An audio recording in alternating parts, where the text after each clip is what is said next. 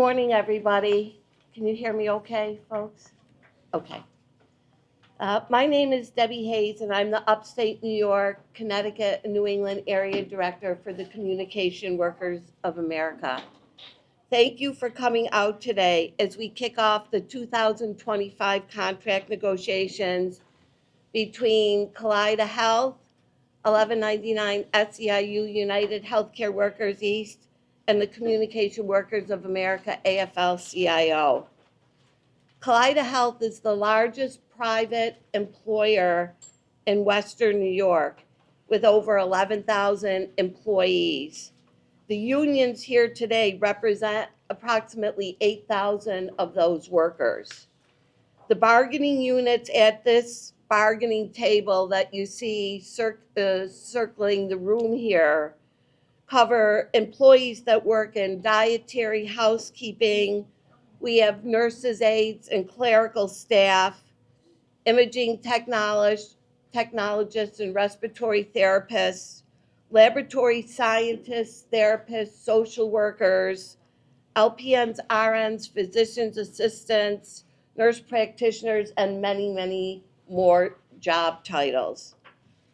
Bargaining at Kaleida is significant not only because of the size of the business, but because Kaleida Health also delivers critical healthcare services to hundreds and thousands of community members each year. It's a system that experiences over 1 million visits per year. Our members are the backbone of a system that provides all level of care, from primary care and women's health care services to highly specialized and complex treatment for the most serious medical conditions. So we are anxious to get back to the bargaining table and negotiate over the complex issues that our members face every day when they go to work. We have a number of speakers here this morning that will speak specifically to what those issues are. And we're going to start with Cathy DiFlavio, who is an RN and an administrative organizer for 1199 SEIU. Thanks, Debbie. Good morning, everyone. We are happy to start bargaining today. It is our first session. Our goal is to reach an agreement by the time this current contract expires, which is May 31st of this year. Our priority is always to make sure that we're doing the best for our members, which, like Debbie shared, are about 8,000. And our focus then is to get that an agreement and then get back to taking care of our patients in the community and provide quality care. Thanks, Cathy. Our next speaker is going to be Cori Gambini, who's president of CWA Local 1168. Good morning, everybody. Our members have clearly expressed their views through our recent surveys and by us having conversations daily. We saw an unprecedented level of participation from our employees, indicating a high level of engagement and desire to be active participants in this process. The membership is looking for a robust wage and benefit package to attract and retain experienced healthcare professionals who deliver quality care to our patients. And this package must include enhancements to pension. Moreover, our members are firmly opposed to any concessions from management. As we head into critical contract negotiations starting today, for our dedicated healthcare staff, we are committed to advocating for equitable wages, comprehensive benefits, and improved working conditions. Our bargaining committee embodies the spirit of solidarity and empowerment. And we stand united in our efforts to secure a collective bargaining agreement that enables us to provide exceptional care for our patients and our members. We are prepared, and we're ready and excited to get to work starting today. Thank you. Thanks, Cori. I'd like to introduce our next speaker, who is Cheryl Marino. Cheryl is a social worker and also an administrative organizer for 1199 SEIU. Good morning, everyone. I'm just going to probably reiterate what everyone said, but we are very excited to be here today to kick off this bargaining for 2025. We have been meeting with the bargaining committee now since November. So we have caucused, we have written proposals, and we are ready to get this started. Our belief is we have the best healthcare workers in Western New York, and we are going to do the best we can to make sure that we provide the best contract back for ratification and hopefully the end on May 31st. So thanks, everybody. Thanks, Cheryl. We also have 4 member speakers that are going to speak this morning. So let us just quickly shift seats and we'll turn the microphone over.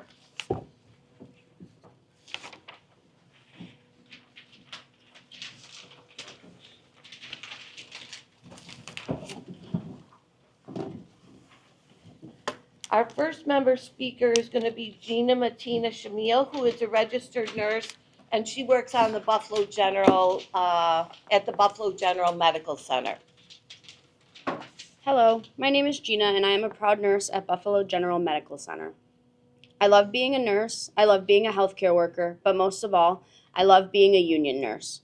As a nurse, I care for members of our community when they need me most. Whether it's managing critical medications, advocating for patients, providing life-saving interventions, showing compassion to family, or simply holding a hand during a difficult moment. Every day, I make split-second decisions along with thousands of other Kaleida Health nurses that impact lives. But I can't do this alone. Safe staffing, fair wages, and a voice on the job aren't just about us as nurses, they're about the quality of care our patients receive. Right now, we are fighting for a fair and just contract, one that ensures we have the staffing, the resources, the safety measures, and the respect we deserve. Because without that, nurses like me aren't going to want to stay. And when nurses leave, it's the patient care that suffers. I want to remain here, serving my community with dignity and respect on the job. That's why we're standing together. Because when we fight, we win. Thank you. Yay. Thanks, Gina. Our next speaker is Betty Thompson. Betty, who is a veteran of our bargaining here at Kaleida, is a patient care assistant at Millard Fillmore Suburban Hospital. Hi, my name is Betty Thompson. I work at Millard Fillmore Suburban. I'm a patient care assistant. And this upcoming bargaining and staffing is very important to me because without more staff, I can't take care of my patients the way I would like to take care of them. And I'm here to help and serve the patients. So for this bargaining, we would like more staff. Thank you. Thanks, Betty. Our next speaker is Josh Morley. Josh is a medical assistant who also works at the Buffalo General Medical Campus. Good morning. My name is Josh. I'm a healthcare worker at Buffalo General Medical Center. I love the work that I do in healthcare, and being a union member has made it even more special to me. It takes every team of healthcare workers to ensure the safety of patients and provide quality care, but it is too often that we are overworked, underpaid, and overlooked in the quality of outcomes for our patients. We are medical assistants like me. We are laboratory assistants. We are respiratory therapists. We are pharmacy technicians. Just to name a few that are essential to the care of our patients. We are all essential.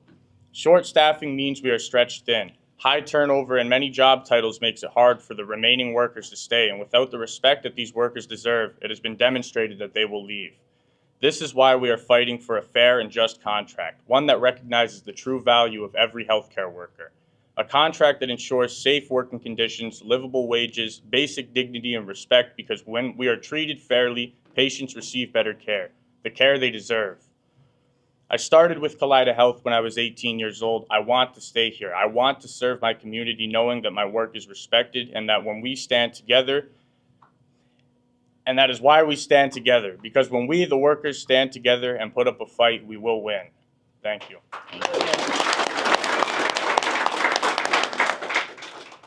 And our last speaker this morning is Lisa Simmons, also a veteran negotiator who is a patient representative, registration representative at Oshai's Children's Hospital. Good morning, everyone. My name is Lisa Simmons. I've been at Kaleida Health for going on 17 years. I currently work in the admissions department, and my job for patient registration is located in Oshai's emergency room. So within my department, we are one of the first faces that our patients see. So we have to be ready to give them a little encouragement, no matter how long they have been waiting to be seen. So we have to be, treated with dignity and respect, because we have to treat our patients with dignity and respect. And with short staffing, the wait times are long. The patients do get irate. It's overwhelming. You go from room to room not knowing what you're going to get from each patient because they're going through crisis. And a lot of times with the short staffing, that energy from the patients being irate and upset, it transfers over to you, because you take the brunt of it all day, every day. So with what everyone said, short staffing, as far as being safe in a safe environment, we are all human beings and we are not robots, and we need to be treated as such. Thank you. Are there any questions from the press? How many people are you guys bargaining on behalf of? So about 8,000 members between the two unions, spread out over a number of sites throughout the Western New York community. Why don't we switch? John, your question? Yeah, this question might be best for Debbie, but I guess with the Catholic Health Talks happening and, at the same time as the Kaleida Health Talks, does that create any kind of opportunity to kind of push for changes in parallel? Well, Catholic Health and Kaleida Health are true competitors, and at this point, there is a competition or work that's done not just around visits and volume. There's also a competition for workers.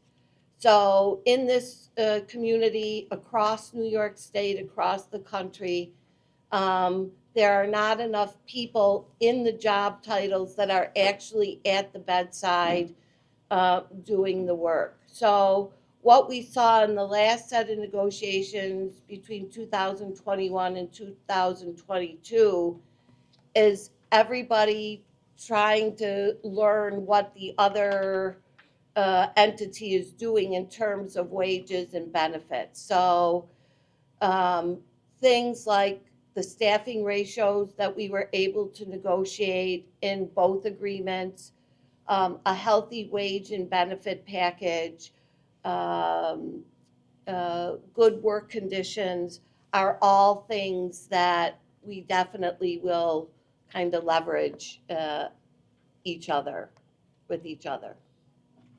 What are some of the other sticking points that could possibly come up? Well, I think, and other folks should jump in, but the two primary things that we've heard from our member survey revolve around safe staffing is the first.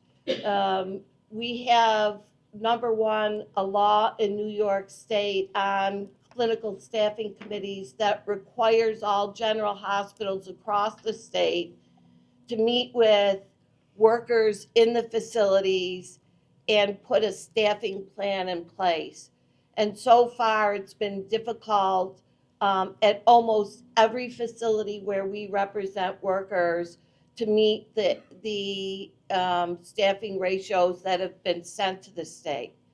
And while that covers nursing, we also have shortages in other departments where folks are working that makes it difficult to do the work. And the area that always comes to mind are our laboratories, where there just are not enough clinical laboratory scientists, medical technicians, and folks that can do that work. So we are seeing the shortage across the spectrum of job titles.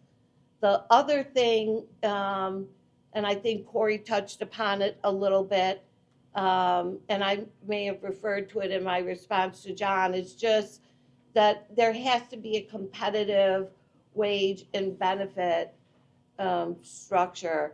Our folks go through a lot when they walk through the doors and go to work every day. And we need to make sure that we have good, high-quality jobs, that we can pull in the right people to do the work, and that once they start at a Kaleida facility, that they're willing to stay there and make it a career. Cheryl or Cathy, did you want to add about service jobs?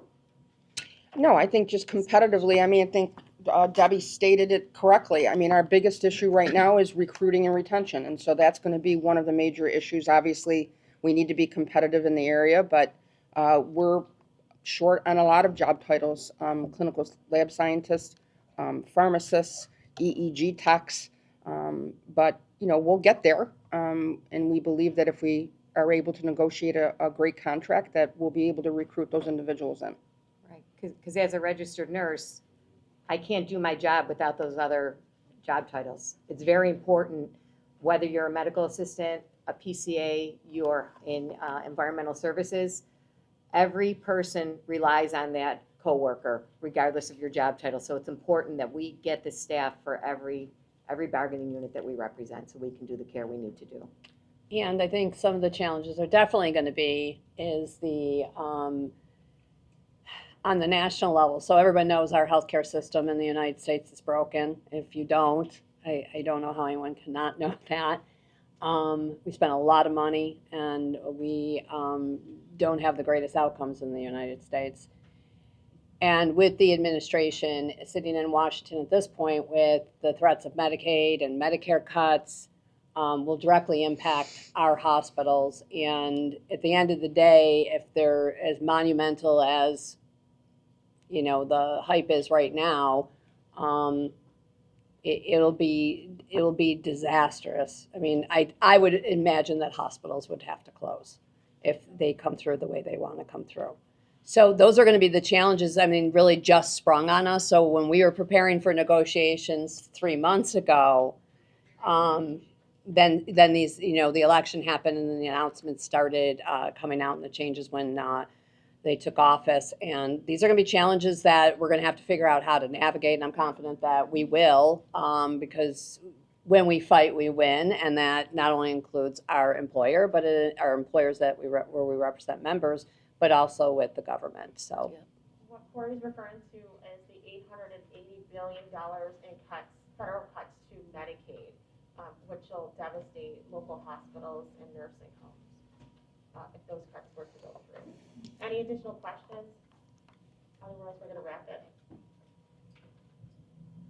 Okay. All right, Thank you. Thank you very much, folks. Good job. Oh, As soon as I know your name, We always say that's not a real name.